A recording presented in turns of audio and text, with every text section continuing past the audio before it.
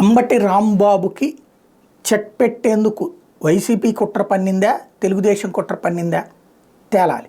ఎందుకంటే అంబటి రాంబాబు నియోజకవర్గం సత్తెనపల్లి నియోజకవర్గంలో కన్నా లక్ష్మీనారాయణ పోటీ చేయబోతున్నారు.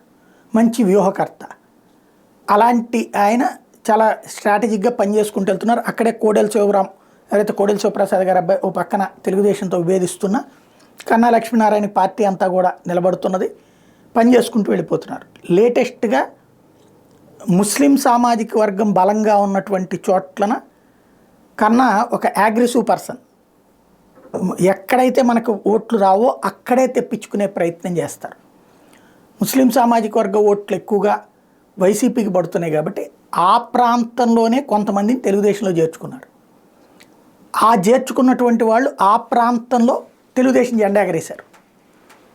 అక్కడ వైసీపీ తెలుగుదేశంలోకి వెళ్ళిన వైసీపీ కార్యకర్తల మధ్యన ఘర్షణలో నిన్న రాళ్ళు ఇసురుకున్నటువంటి సంఘటన చోటు చేసుకుంది. దీంతో అంబటికి ఒక పెద్ద ఎఫెక్ట్ అనమాట. ఎందుకంటే రాళ్ల దాడు లాంటి సంఘటనలు జరిగినప్పుడు మాజీ మంత్రి తెలుగుదేశం పార్టీ నేత కన్నా లక్ష్మీనారాయణ ప్రచారం సందర్భంగా వైకాపా కార్యకర్తల రాళ్ల దాడి కలకలం రేపింది. పల్నాడు జిల్లా ముప్పాళ్ళ మండలం తొండపి గ్రామంలో ఆదివారం రాత్రి ఘటన చోటు చేసుకుంది. బాబు షూరిటీ భవిష్యత్తు గ్యారంటీ కార్యక్రమం భాగంగా మాజీ మంత్రి తెలుగుదేశం పార్టీ సత్తెనపల్లి నియోజకవర్గ ఇన్ఛార్జి కన్నా లక్ష్మీనారాయణ ఆదివారం రాత్రి తొండపి వెళ్లారు. ఇటీవల ముస్లింల్లోని కీలక నాయకులు వైకాపాను వీడి తెలుగుదేశం పార్టీలో చేరారు.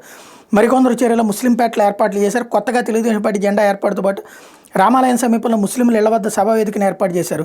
వేదిక వద్ద కన్నా వస్తుండగా ఒక్కసారిగా వైకాపా కార్యకర్తలు డాబాల మీద నిల్చుని రాళ్ల వర్షం కురిపించారు. తెలుగుదేశం పార్టీ శ్రేణులు తేరుకునే లోపే విద్యుత్ సరఫరా నిలిపేసి రాళ్ల దాడికి దిగారు. దాడిలో కన్నా వ్యక్తిగత సహాయకుడు తాళ్ళూరు స్వామి తలకు తీవ్ర గాయాలయ్యాయి. తలపై 7 కుట్లు పడ్డాయి.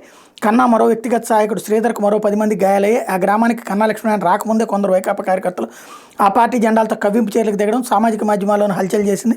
ఈ నేపథ్యంలో ముప్పాళ్ళ, క్రోసూరు మండలాల ఎస్ఐలు కిషోర్ బాబు, నరసింహతో పాటు మరో 30 మంది వరకు సిబ్బంది బందోబస్తుగా ఉన్నారు. ముస్లింపేటలో గొడవ జరిగే అవకాశం ఉందన్న సమాచారంతో పోలీసులు ముందుగానే అక్కడ ఉన్న రాళ్ల దాడికి సిద్ధమైన వాళ్ళని గుర్తించలేకపోయారు. డాబాలపై నుండి రాళ్లు వేయడంతో పోలీసులు వాళ్ళని నిలువరించలేకపోయారు.